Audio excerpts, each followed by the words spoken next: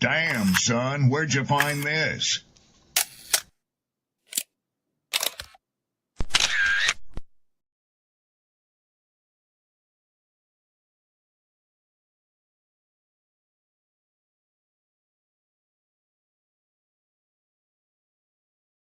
People don't be offended by the truth. They be offended because you called out the truth. Simple as that. They don't want to hear any other narrative that makes them look bad. One thing I can't stand at this big grown age is somebody who act like cause and effect does not exist. Like, yes, your actions caused this outcome. Yes, what you did lit the match. Like, why are you surprised and playing victim? Guys, Chico, they never lie. That's how you know somebody doesn't respect you. They listen to reply, not to be understood. They cut you off. They minimize what actually matters to you. They laugh at your boundaries, and then they call you sensitive when you try to hold the line. They show up late, they cancel last minute, forget the things you've told them, because in their world, your time, your energy, even your voice aren't a priority. They're just an option. You see, there are two kinds of people. Those who adjust when they realize they've actually hurt you, and those who expect you to adjust so they don't have to change. You don't need to be disrespected loudly to be disrespected deeply. Sometimes you'll see it. It's just in their tone, in their patterns, in the silence after you're known.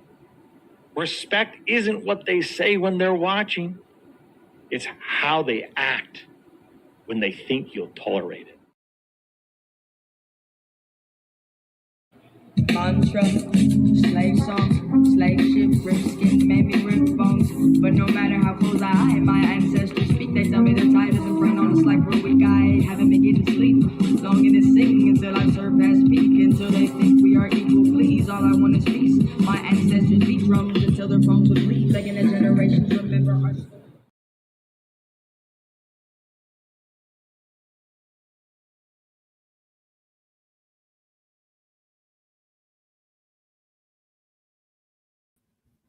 Honor to the Most High. I hope all is well with everybody this Thursday morning. I want to say thank you for being here. Special thanks to the panel. This is going to be an interesting conversation. I'm going to bring them up here in a second. First, let me give a shout out to my writers, my poets. Got to give my flowers out to them. Let's go ahead and start the show up. I got Coach and I got Sydney in the building. Good morning, peoples. What up, what up, what up? Hello. Okay. It looked like everybody kind of color coordinated today. That's what's up. Look, I'm gonna bring this up on a big screen. Yeah, we're just gonna jump straight into it. Let's see here. I seen a video of this dude saying we don't date people, we date timelines. Yo, and that just hit something different inside, because it's like you have to know when a timeline has expired. You have to know when a relationship expires, dreams expire, parts of yourself expire, really, because that's how it all correlates. We're all one. So the version of you that was in these different environments, relationships, and so on has evolved or has expired. And you trying to stay still in one place or trying to be in the comfort of an environment or a relationship instead of progressing on your journey and evolution in life is preventing you from going to your new timeline. And like, that's a whole nother way to even perceive it. Like, that just opened my mind. But think about it, like with quantum leaping, quantum jumping, all of that, like you have to let go. You can't be afraid of discomfort, of change. Like you have to let it go. And a lot of relationships aren't. Think about the times when you meet people when you weren't really there with yourself. Like, how do you expect that to be the timeline where you're going to get this and that and that and this? Not to say it won't happen, not to say it's not possible, but there's going to be a delay. because most of the majority of the time we weren't ready. You know what I mean?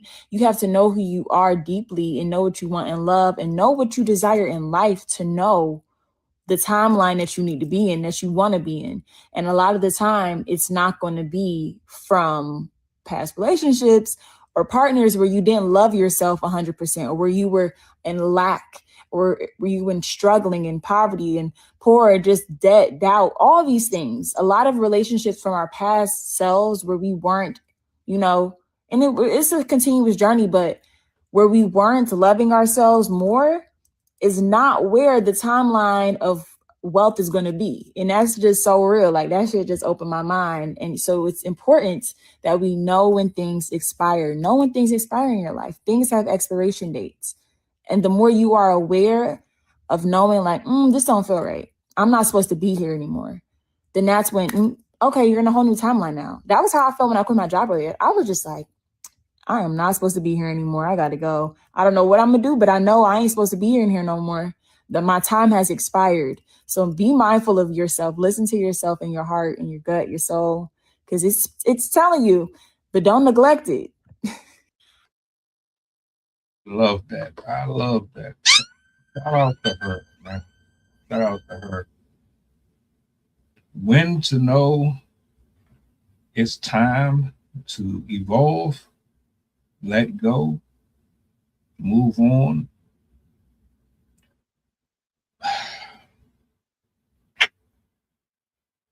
I agree with everything that she said, right?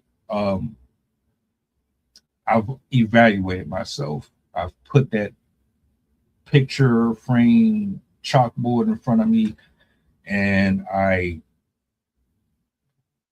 mentally wrote out every single scenario that's played out, from friendships to businesses to jobs.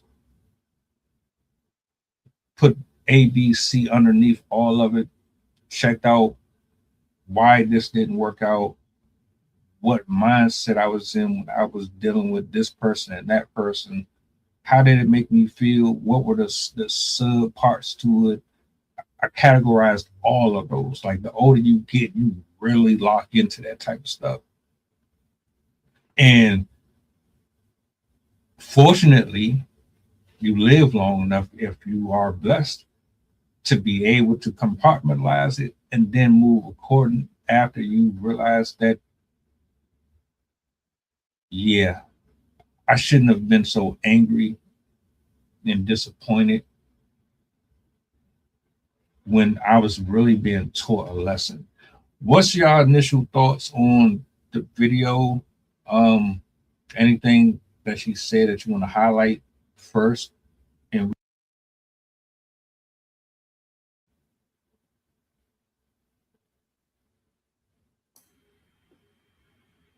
I think what she said is dangerous and misleading, and I think you got to be careful with putting this type of information out there. Again, it was very generalized, and it could lead people down the wrong paths.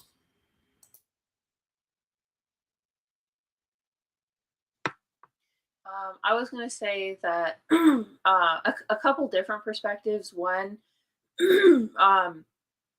at kind of what you were saying, Coach, you do have to be careful with that type of advice, because sometimes this leads to people hopping from one thing to the next. Because, like, sometimes you just kind of have to just go through it. Like, if it's difficult, if it's annoying, if you don't like somebody, like, sometimes you'll be in a job that's good for you, it's stable, or it's not an option for you to leave, but it doesn't feel right. You don't have a good boss, you don't like your coworkers or whatever, but it's the best option for you to keep the job. And so even if it doesn't feel right, it still doesn't warrant leaving, because it would be more risky for you to leave. So you do have to take a lot of the other aspects into consideration. Like, I definitely understand following your gut, because there are certain situations where it's like, like innately you can tell like this is not a good situation. I'm potentially in danger. I'm potentially like maybe these people are doing things that are harmful to me. But you have to be very, very careful about just like, I feel this way, I'm going to leave. And this is something I have a lot of experience with in my own life because I have ADHD. And one of the things about ADHD is we have shiny syndrome or shiny thing syndrome where we're like, oh, new thing, I'm going to jump to the next thing. And you can accidentally make decisions, take yourself out of opportunities that you actually did want just because in the moment you're like, oh, next thing, that one's better for me. And then you realize, oh, that actually wasn't better for me. So I do have some opportunities that I wish that I didn't leave, but I had that feeling like, oh, I'm meant to be somewhere else. And I left the job or I quit the opportunity and I wish I could go back. So I would say like use that feeling sparingly. Do it only when it's like your heart is pulling you in a solid direction. It's a particular job, it's a particular opportunity, it lines up with what you want to do. But don't just do it anytime you're like, oh, this is wrong, I'm going to leave. Because you don't want to get into a habit of becoming a quitter.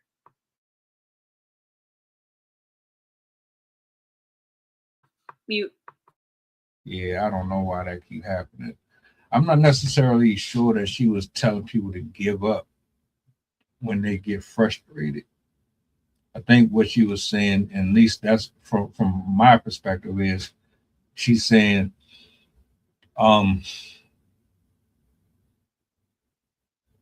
there's, how can I say this? You have to know yourself well enough to understand when there's a expiration date on certain situations, right?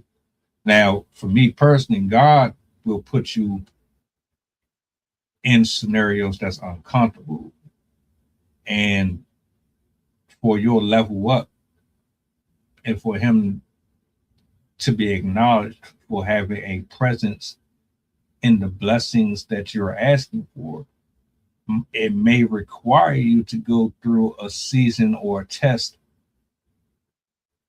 that forces you not to really be too comfortable, because it might be something that's like, oh man, I don't really want to deal with that. I don't want to see this person. I don't want to have that conversation. I don't want to deal with this inconvenience.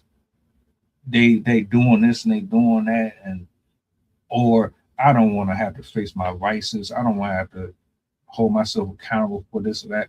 But in order for you to get to where you need to be at to fully appreciate what you're going to get on the other end of it, you're going to have to endure it. Otherwise, you just keep running away from it. You will never truly get that anointing and that understanding of how valuable this gift is, because you take it for granted. Like Sydney said something about going from shiny thing to shiny thing. Just up and leaving something for something that you think is better is one thing. When it comes to, all right, my friendship has run its course. We see things differently now. I can't stay here no more. You still acting like a child. I'm not on that. I don't want to go out here and be in the street no more. You still want to live that lifestyle. I want a family. I want a foundation. I don't want to be, so I'm looking at it from that point of view, but I also see what both of you are speaking on. I'm not really sure if that's what she meant. I could be wrong though. So I go ahead. I don't want to ask a whole bunch of stuff. I'm gonna drop it there. No, what you keep saying is your personal interpretation of what she said. It's nothing to interpret. She said what she said, and that's what makes it dangerous when you put these things out here on social media. Nobody cares what your intent was. We're going off of what you said when you recorded the video, and everything else is led up to interpretation. So what makes it dangerous is people are taking exactly what she said on the screen. It doesn't have a back shot or any window of her interpretations. So that's the dangerous part. And what she said was things have expirations. Everything has an expiration, which is true. But what she didn't talk about is the nurturing and all those things that goes into the relationships and those type of things. What she said was expiration, identify, leave. And that's the dangerous part of it. Not necessarily for people to, take in and self-evaluate what she could have meant or what she could not have meant. So again, that's what happens when you put these type of things on the internet and makes it dangerous, because if somebody young sees that video who doesn't have the access to mentorship or guidance, then they can take what she said at face value and go out there and make bad decisions in life.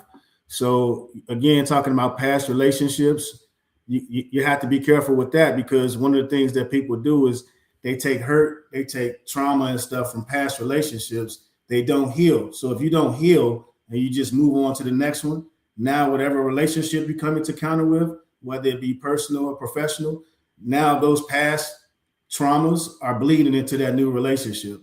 And then now that's a disadvantage to the person in that new relationship, because they didn't expect to meet you and to take on all your baggage and trauma that you didn't heal from. So you can't heal from something if you're just dropping it and say it has an expiration date, and then you pick up and move on to the next one. So that's the dangerous piece behind it. Yeah, I get that. And for the record, I would never tell anybody to move on to a new situation when you still have baggage. That's hella. Yeah, but when you started out, you said you agree with everything she said. So that's why I went back to recap on that, because again, it's what happens when people say stuff and it sounds good, but if you don't take a second to think about it and process it, then you got to be careful of what you're co-signing to. Yeah, because my interpretation is not your interpretation. The way that I'm looking at it is, she is basically saying there's a season and a time for everything, and you have to recognize when there's a time and a season for it. What you're saying is absolutely correct. You don't move on. You don't bring other people into your mess when you got other issues that you ain't figured out. I've told people this plenty of times. Why would I do that to somebody? And then they'll end up hating me, or I end up hating them. Right. Because I decided that, I want you and I don't want nobody else to have you, so I'm going to be greedy. And then pretend like I'm that person that I'm supposed to be, and I'm not. And then you come into this expecting this and that, and you don't get it. And then it's like, well, I just did you a disservice and me a disservice. Nah. Yeah, and people don't think like that. So that's why I just want to capitalize and say that it's dangerous to just put thoughts out in the air without them being thoroughly thought through. Because again, like you said, people would think, but if you don't know better, then you're going to continue doing the same thing you've always done. So not everybody is as rational with their thought processes. You know what I mean? It goes back to what we say. You can post a meme on Facebook or whatever platform, and depending on what mood I was in, I resonate with your mood. Now that just might have amplified the rest of my day, good, bad, or indifferent. And to be fair, that was a short clip. It wasn't like she went into a whole dissertation, right? Because when you get shorts and reels, they only give you that portion, like the fat bat of the whole thing, the part where it's the juiciest. So that's what everybody wants to hear, because and you don't really get to dissect it that way. That was one of the main reasons why I wanted to bring that up here, because it's like, all right, she said a whole lot here. There's things in it that is okay, but there's more to it that could be broken down too. No, I agree with you, but again, it just goes back to the responsibility of the individual posting that content. It ain't my responsibility. And then you can't pick and choose, because you can't cape for her and then somebody else's short clip, we tearing their ass up. You know what I'm saying? So once you put that information out there, it's out there. We don't get to pick and choose, the results of it. We're just sitting here talking about her statements and having somebody can, turn around and take what we're saying and twist it to something else and do the exact same thing. It's all fair game, once you get the plan in the street. You know what I mean? So let me ask you a question. Yeah. Do you think that I see it how you're seeing it, or do you understand? Or do you understand where I'm coming from? Whereas I know what you're talking about, but also it's like I'm all right. Milk has expiration date on it. Right. 11/25/26. Right. There are things in your life that have expiration dates on it too. Right. That's what I'm basically getting out of it. But I also can see where you're coming from when you say, all right, that might be true, but there's other factors that you have to take into consideration as well. Absolutely. Let me jump in. I got you. Great point. Let me jump in because you said milk, and I was thinking the same thing. But based on your experiences and your hardships, you might throw that milk out on the 13th. Or somebody might say, boy, you better sniff that shit. Taste it. Is it still good? So based on your experiences, that milk might last 1, 2, or 3 more days. Don't just smell the opening of it, because that might smell sour. Pour it, taste it a little bit. You know what I mean? So again, with that expiration date, that means I'm not throwing it out based on my circumstances and what I've been through and my experiences. That milk might be good for another 1 to 2, 3 more days. Yes or no? I mean, I'm just giving you an example to your milk situation. Hey, look, I do the smell check. And there's times where that milk will smell good after eggs. Sometimes the milk will last longer than the expiration date. Absolutely. And some days you'll think it's okay, and then it's lumps of cheese in it. Right, but it goes to what? But now the point is, right, it's not the milk, it's the process. You didn't just dump it. You went to see the quality of the milk, the conditioning of the milk based on other experiences. It could be, I don't have enough money coming in this week, or, I don't want to just be throwing away stuff because you're frugal, right? So different things and different experiences gauge on how you're going to treat that product. And that just was to give you the comparison, because you asked about how you see things the way how I see things. So all three of us may see things differently. If you got kids, you know what I mean? If you put your milk in the freezer, it might go past the expiration date, and then you take it out. So again, it just goes about the conditions in the process that you have. So that's why I say again, it's okay to give your opinion on some things, but everything is in duality, man. And everything can be negotiated or whatever the case may be. So I just say be careful out there. If you do something like that, provide some alternatives or a different perspective. Okay, so let's provide some alternative perspectives. Let's do that. We have this clip. She said what she said. We know, there's 2 parallels to it. So what do we do with that? Well, we just gave a few. I don't know, Sid, did you hear? Did you want to chime in? I don't know if you were able to hear the audible. I didn't hear the full part of the conversation, but I did. I did step in during the milk analogy, and I definitely agree with using that as an analogy, because that's exactly what I was saying. Where you have to use discernment. You can't just be like, "Oh, date's over. All right, throw it away." Like, I have crackers and granola that's over the expiration date, because dry foods will last beyond their expiration date. Like, a lot of companies will put the expiration date because it's for them, for their liability, and not actually for the food. So some things can outlast their expiration date. But in terms of when I have my breast things, opportunities, relationships, whatever, you have to discern. Like, one of the things that you said, Coach, that kind of made me think of this. Sometimes you do hit your expiration date where you want to leave the job, you want to leave the relationship, but you can't. For example, my aunt is in a situation where she's with a person who is, that relationship has expired. It is dead. It is green. It is like rotten. But she doesn't have a job. She doesn't have a place to go.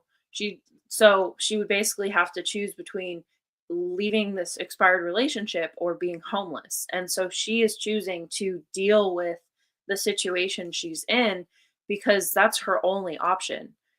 So sometimes when you are in an expired situation, you don't have the option to just leave. Sometimes you just have to kind of bare knuckle it through whatever that situation is. Same with jobs. Like as you said, you might have kids, you might have a mortgage, you might have other things. And sure, your dream job might be there, but it also might be below what you can afford. And if you get that dream job, you might end up losing your house or not being able to pay for your kids' schools or not being able to do the things that are necessary for life. Um, so you sometimes have to go past the expiration date or ignore what the expiration date is. And also keep in mind, like the expiration date is going to be subjective based on how you feel. And again, like we've talked about, like you don't want to make decisions based on how you feel because that usually doesn't involve as much logic as um, making decisions based on the facts that are available. And another thing too is sometimes something can feel like it's at its expiration date, but once you push through the difficult part, you realize that it actually wasn't. For example, I had that experience with my own relationship where there was a point in time where I thought that I was going to leave my, at the time, boyfriend. And we weren't going to work out because I was like, our personalities are too different, or like he had some issues with like his emotional control and stuff like that. And so I was like, this isn't for me. I don't want to be part of this. But basically once he found out that I was planning on leaving, he was like, no, I will do anything. Like I will change. I'll accommodate. And we decided, we do love each other. So we want to try and stick it out, try to work on it, try to make these changes. And so we have made, like, I'm married to him now. We have kids now. And we have made tremendous strides into understanding each other, into controlling our emotions around each other, into accommodating each other's interests. And so even though it felt like the relationship had reached an expiration date, it didn't. There was still more for us. And so that's another thing to consider is even if something feels like it's off, it's wrong, it's at its end, it might not be. It might just be a point in time that is uncomfortable, but if you push past it, it'll end up getting better. So yeah, that's why using discernment is really important because it'll kind of give you ideas if it's actually the end of whatever, or if it's just a time of change. Because as we know, life is constantly changing. You're never going to have something that's completely the same throughout the entire thing. To be honest, if it is, you'll get tired of that. And it'll feel like it expired. But you have to keep in mind the factors that are involved in why you're feeling the way you are, what's causing you to feel like it's the end. Because it might just be your discomfort or your boredom and not the opportunity running its course. Go back to what I said initially about God putting you in uncomfortable situations. You might be coming out of an addiction and you get tested to see if you really over it. You say you done smoking. All right, I'm gonna put you around smokers. Let's see if you can keep your hands away from that Marlboro or that Winston or that Salem 100. I might put you around some alcoholics. Let me see if you can handle being around a drink without picking it up. Or you might be having this issue with communicating with your co-workers or whatever the case may be. And I put you in a situation consistently. And there's been times where you'll be in a repetitive situation. You're being forced to have to work with this person. You're being forced to have to communicate with them. But you don't understand there's a reason why this keeps happening. So you leave one job, you go to another one, you still have the same problem. You're still going to have to open your mouth. You're still going to have to figure out a way to express yourself to people is bigger than just the comfort level of the job. The problem is you're not expressing yourself, and it's making it harder for you to truly be what you need to be for me, for you, and everybody else. So until you can figure it out, I'm gonna keep putting you in that position.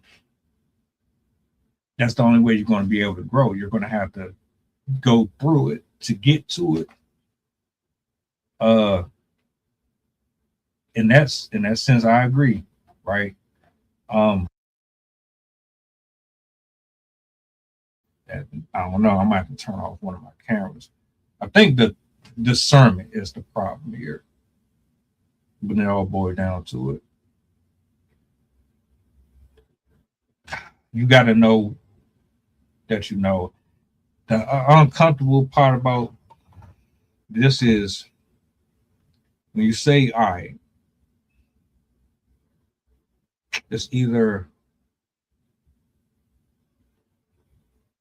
let me rewind back, conversation I had with an Uber driver. She had to make a choice. It was either she was going to give up her apartment or she was going to give up her Uber job.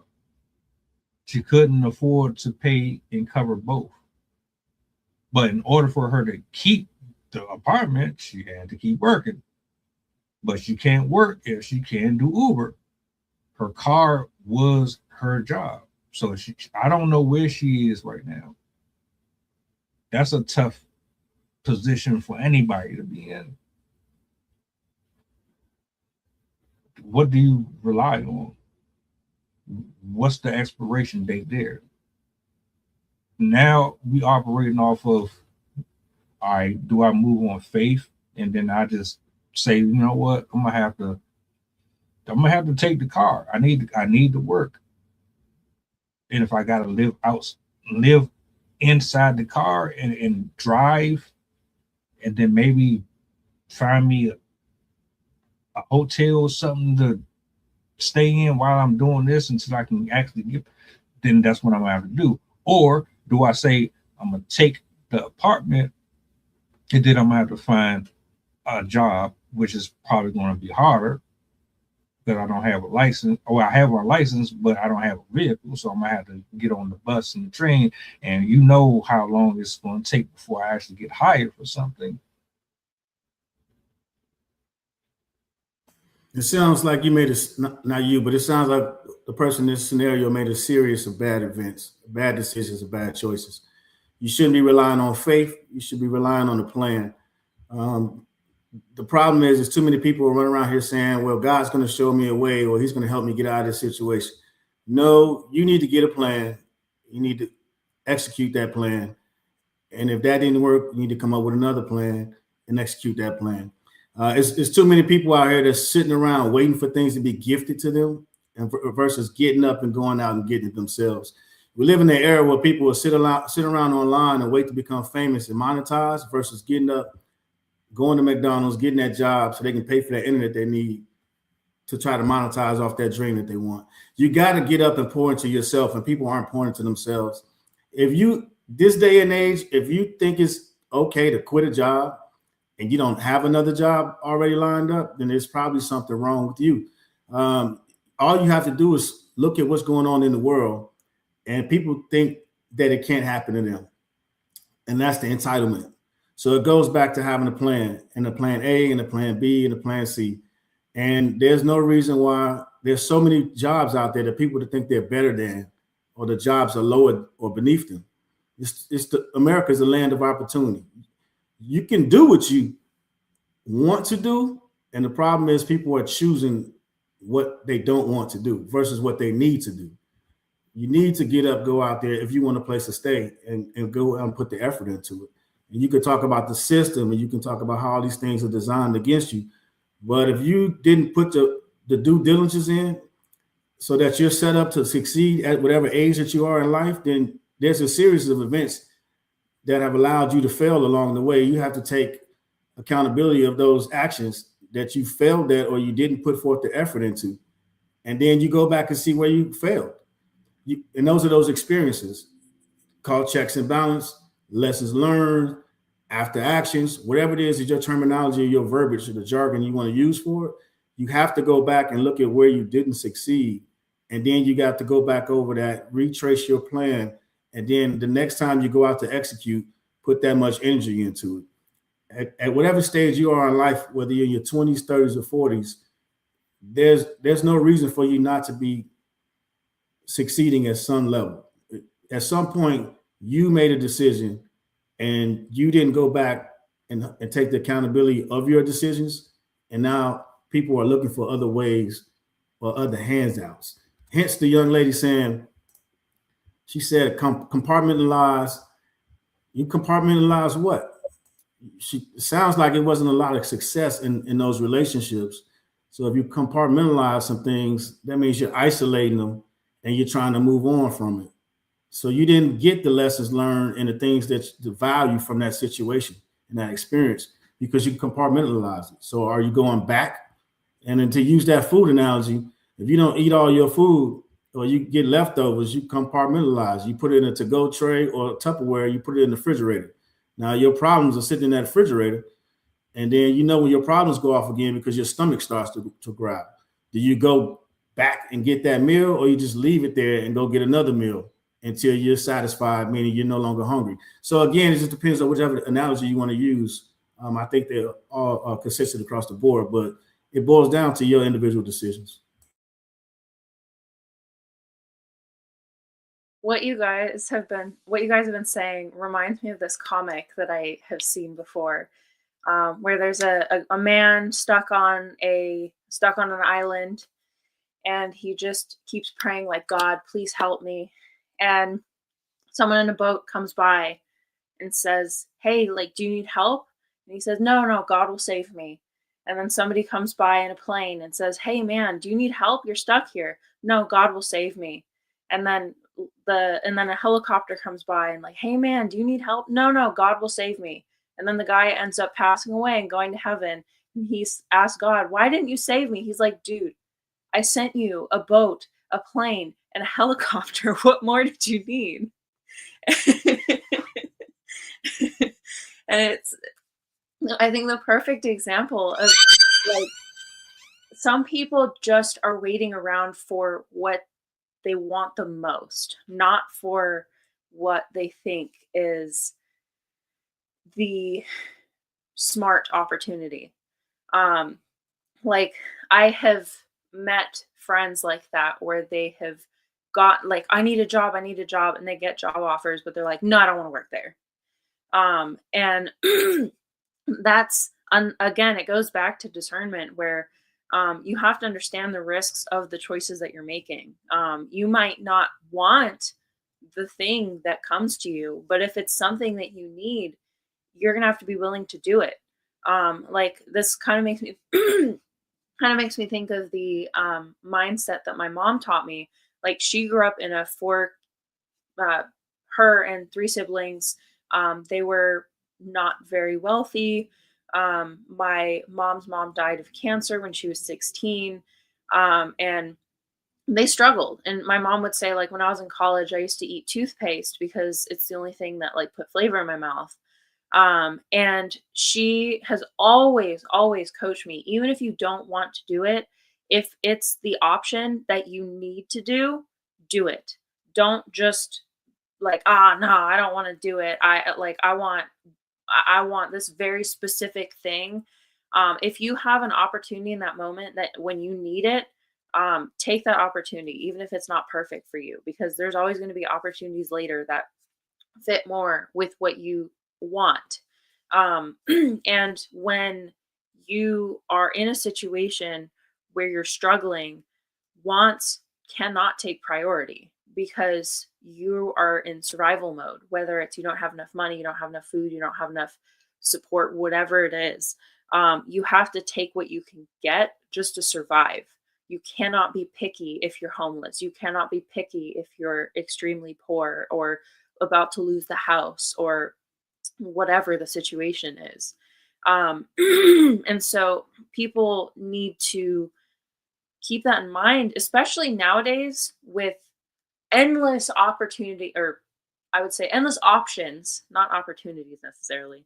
But people can do anything, quote unquote, that they want to. Like on the internet, you can find just about any option out there. And theoretically, most people have the ability to do whatever they want. But that doesn't necessarily mean that's what you should be doing. Like, we have a lot of people nowadays that are job hopping, house hopping, relationship hopping. And we see how that ends up for those people. Um, and just following your feelings is exactly why people are getting into those patterns, into those situations, because they're like, I like this place, but next one. Oh, I like this person, but next one. We even see that with the balloon popping relationship shows where they like, hi, I'm this person and I like McDonald's. Pop, pop, pop, pop, pop. Oh, I'm this person and I have this job. Pop, pop, pop, pop, pop. Like, everyone is becoming so undiscerning that they're like, oh, I don't like it, I'm gone. And that's problematic because you're going to miss opportunities. This makes me think of another comic that I've seen where there's one person that's going like full force with his chisel. And then there's another person that is like turning around and going home. And the person that's going full force with the chisel is like this far away, but there's like gold or diamonds or whatever behind the rock. And the other person that's turning away to go home, he's literally like one hit away from seeing that gold or that silver, whatever it is. And again, that's the problem with job hopping, because you're not allowing yourself to push through the things that are difficult to get to the things that are potentially rewarding. And so by saying like, expiration date, I'm just gonna turn around and go home, you might be missing out on something that you would have gotten if you pushed through. And from my experience, like, pushing through difficult situations, not always, but often result in something better, because even if you don't get something better out of that opportunity, you're going to increase your own strengths, and you're going to strengthen yourself. You're going to add to your own grit, your own skills, whatever it is that make you a better leader in the future by dealing with really difficult situations. Thinking of it from like a manager's perspective, people that are the best managers have worked with the worst people because they understand how to navigate difficult personalities, and it makes them more able to work with anyone. And so there are benefits to struggling through something, and not just waiting around for the best opportunity to fall into your lap, because that's not going to happen. The people that get the best opportunities are the ones that that have the drive to find it, to work for it, to seek it out. So if you're just kind of waiting around, like, I'll know it and I'll feel it, that it's not going to work out for you. Like, you might get lucky once or twice, but chances are you're going to have to work for what you truly, truly want. And you're going to have to stick it out through things you don't want to get to the place that you do want.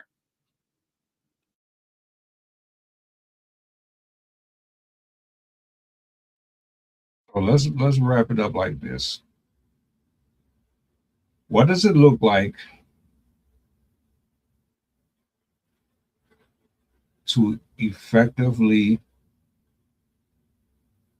know when it's time to call it quits and move on without having any regrets for it? I mean, we spoke pretty much about people just jumping the gun and rushing through their decisions and choices, but not so much about what it looks like to know with confidence that it's time for us to proceed into new ventures. Just like you have a process when you're looking into an adventure or a venture, you may have a checklist. You may have 5 things that you need to check off that you want to hit in order to be consider yourself ready or eligible. Let's say task or small task in order to meet the large objective. the same thing that you both mentioned with discernment. If you're ready to transition or to move on to something, the same process should take place. So you're onboarded and you're outboarded to a situation. Anytime you go somewhere to do something, there's an in processing, out processing, there's an entry and an exit. So you should have an exit strategy if you're planning to depart or leave anything. And then whatever you have on that list, then this is so that you're using not emotional thinking, but logical thinking, strategic thinking. So that way you're checking these things off as you're going through the process. Say two of you decide to say if you're in a relationship and you say, hey, look, I think there's a point where we should kind of work on ourselves a little bit and then maybe regroup, 6 months from now, and just kind of go through the process to see how we're going. And then imagine the other person saying, hey, I'm good. Just work on yourself. Well, that might be one thing to put down on the list, right? As you're going through the process. And so then you start to rack and stack as you're going through and you're working on yourself or even a job. If you spoke to the hiring manager, authority, or HR, and maybe you wanted a raise and they said no because of your work performance, you don't qualify for a raise, or after you get your appraisal done for whatever your job or whatever it is, your KPIs, KRAs, or whatever. So once you sit down and have that conversation, now you see that you're both mutually going in separate directions. So you can go ahead and start identifying. And once you hit maybe your fourth or fifth thing to secure your advancement, whether it's in another job or in a, to make sure that within that relationship that you've done the best that you can to make sure that, you're doing your part to make sure your path continue going straight versus pivoting left or right. You're just using those check marks. And for the people that play video games, those save moments in the video game, right? Where that you can pick up and start off at that moment again. But it has to be a point in there, a point of reference. And so if you're continually going and you're checking those things along the way and you hit that fifth one, then if 5 is your number, then I would say at that particular point, you've done your due diligence to make sure your T's are crossed and your I's are dotted. And that if you're in a relationship, that the two of you are on the same page because you didn't want to marry up each other's individual ideas and together ideas. And then the same thing in the workplace, if the HR or the supervisor is not giving you the feedback that you wanted and that you need in order to be successful if you want to get promoted, then you should write down those things to make sure you're documenting what you need to do to consider your growth is still moving forward. And then once you hit that threshold, now it's your time to go your separate ways. At least you have a plan in place. I think it really depends on what your situation is, whether it's a relationship, a job, a home, or whatever you're doing. But I think one of the aspects is that if it's directly harming you, that would be a moment that you could safely let that go. If you have an option to, because obviously sometimes, as I said with my aunt, you don't have a place to go. But there are other ways that you can seek to escape whatever is like actually harming you. But that to me would be, at least for me, one of my red lines. If it was directly harming me, I would be done with whatever that situation was. And I think, as I said, it depends on the relation, or it depends on the situation. But for jobs, I would base it would matter to me if I had another situation lined up. It would matter to me, like, do I need to be working or not? Like, thankfully, right now I'm in a situation where I don't have to work, so I can be very liberal with the choices that I make, and the opportunities that I take advantage of. But I also have to take in cost as a consideration as well. Like, if you can no longer afford a situation and you're putting yourself into a more difficult situation by trying to afford something else, that would be another thing that could signal to me that that's the end of whatever particular thing I'm debating about. And then I don't know exactly how to phrase this, but there's also an element of like, I don't suggest using this a lot, but you sometimes can feel that something is off just for intuition. But I mean off as in like you can tell that this is a bad situation, that something is about to happen. Um, but I do say use that very liberally because you can definitely over apply that. I mean, like, I feel like something bad's gonna happen. But there have been certain situations where I felt like I was about to that the job situation was going to change before it actually did, because we do have that kind of innate sense of things. And so I think if you I think it's mostly based off of like subtle signs that we're picking up on. Like people can tell when restructuring is about to happen. Like my mom knew she was going to get laid off before she got laid off because she saw the signs elsewhere in the job. Um, but with those types of situations, you should still do a managed exit. Like you shouldn't just be like, oh, something's coming, I'm going to leave. You should, instead of just leaving, start preparing, start looking for new jobs, start trying to set up new opportunities. Again, it should be based on things that are like legitimate and not just like I feel this way. Um, I just mean like if you read the signs and you see that something is not going to be going well, it is time to plan your exit.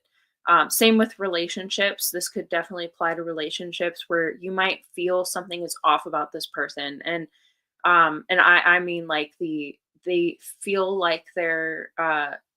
I'll give another example. When I was in college, I was on a date with this guy, and I I felt very uncomfortable with him. Like he felt very pushy to me, and he kept trying to basically get me in a place that was isolated from other people. He kept trying to convince me to go to this beach and we were just going to hang out there. And I was in college, so I knew that beach and it's isolated from the college. It's like 20-minute walk away. And when we were kind of getting there, he kept trying to get me to like lay down next to him. And he just had this very pushy vibe to him. And I was like, you know what? I have a friend I'm meeting at this specific time, so I have to start walking back because even though I didn't know for sure if I was reading the signs right, it felt off and it felt frankly dangerous. And so I was like, I'm just gonna go. I'm gonna exit this relationship, and I never talk to him again. And so there are some seldom situations where you can detect something dangerous before it comes. Again, you shouldn't apply that liberally because not every situation is going to end in that manner. But if you do have those moments, those would be moments to like, I'm going to find my way to exit because I'm not going to be taken advantage of by people like this. So yeah, it's hard to give a solid answer for this because it very much varies situation to situation. Like every job is going to require a different level of discernment because you're always going to be in a different situation. There's always going to be other things to consider, like potential other jobs, potential coming bills, health problems, whatever, kids. So it will be an in the moment type discussion with yourself of what is best in that moment. And you might not even make that same decision again because your situation is going to be different. But overall, I think really the biggest things that would make me end something is that risk of harm.